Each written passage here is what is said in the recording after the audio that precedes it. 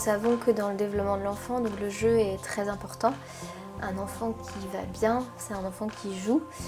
Donc le jeu, il a plusieurs fonctions. Donc principalement, c'est aussi pour aider les enfants à un peu sublimer la réalité. Quand ils commencent à grandir et qu'ils se rendent compte qu'ils sont amenés à devoir respecter les règles, un enfant qui apprend à suivre les règles de ses parents, de la collectivité, c'est un enfant qui se sociabilise, qui grandit. C'est important, mais ça reste frustrant, assez difficile parfois à accepter. Et donc les jeux vont avoir cette fonction-là, un petit peu de venir sublimer la réalité. Donc un enfant qui a un imaginaire développé, qui va raconter beaucoup d'histoires, va à travers ces jeux-là atténuer cette réalité qui parfois peut être un peu difficile. À ce moment-là, il est dans la création. Et en créant, du coup, il a tout de suite une autre perception de sa petite vie d'enfant. Et donc, c'est en tout cas, quand on voit un enfant jouer, on voit tout de suite qu'il va bien, qu'il est dans le plaisir. On peut accompagner, avoir des enfants qui vont être en difficulté pour jouer. Une fois de plus, c'est pas parce qu'ils ne veulent pas, c'est que probablement ils ne sont pas en capacité ou empêchés, ou on n'arrive pas peut-être à percevoir la nature du jeu.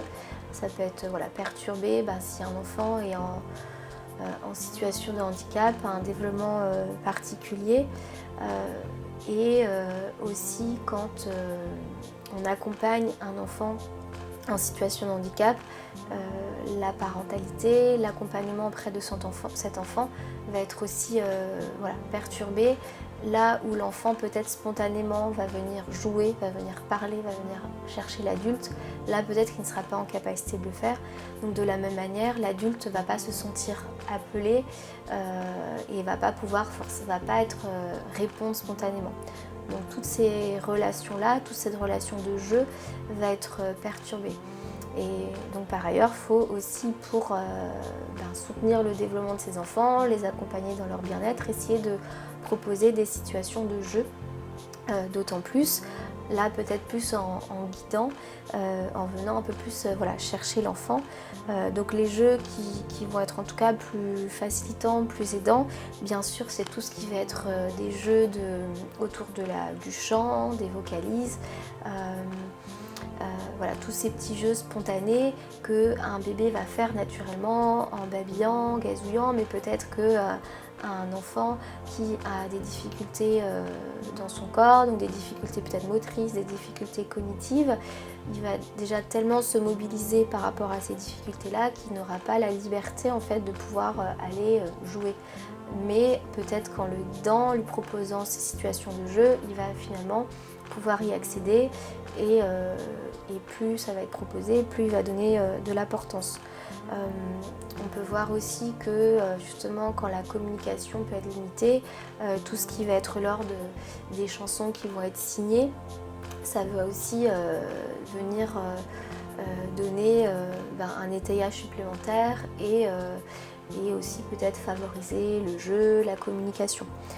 Tous les jeux qui s'apparentent aussi aux jeux de cache-cache, aux jeux de surprise, des jeux aussi de chute, tous les petits jeux de badaboum, de chahuté.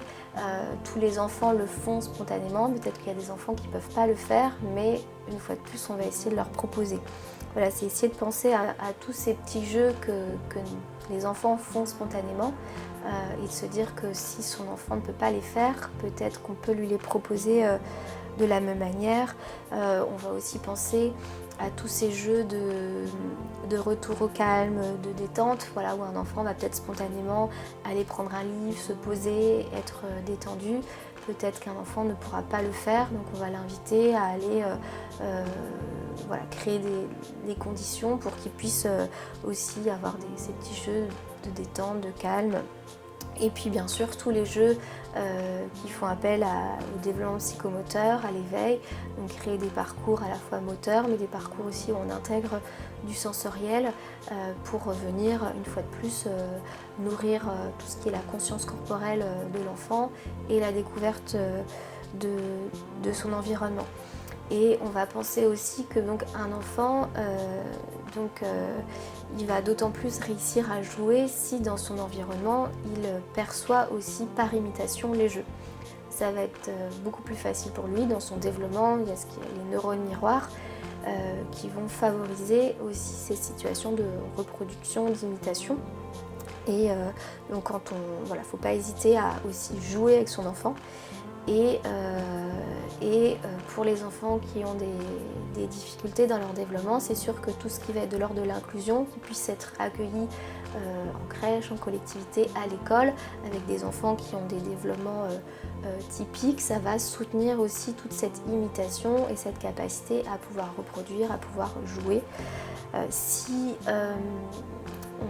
on se sent en difficulté en tant que parent, en tant que professionnel dans sa capacité à jouer, parce que ça peut aussi arriver, parce que on peut être préoccupé pour différentes problématiques, parce que quand on accueille ou qu'on a un enfant avec des difficultés, c'est aussi plus compliqué parfois d'être dans le jeu.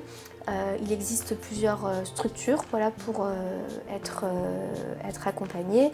Donc, il y a tout ce qui est ce sont les relais petite enfance, donc le pôle ressources handicap du Morbihan, les PMI et aussi les ludothèques qui sont des lieux où on peut emprunter différents jeux. Donc il ne faut pas hésiter à se tourner vers ces structures-là quand on en ressent le besoin.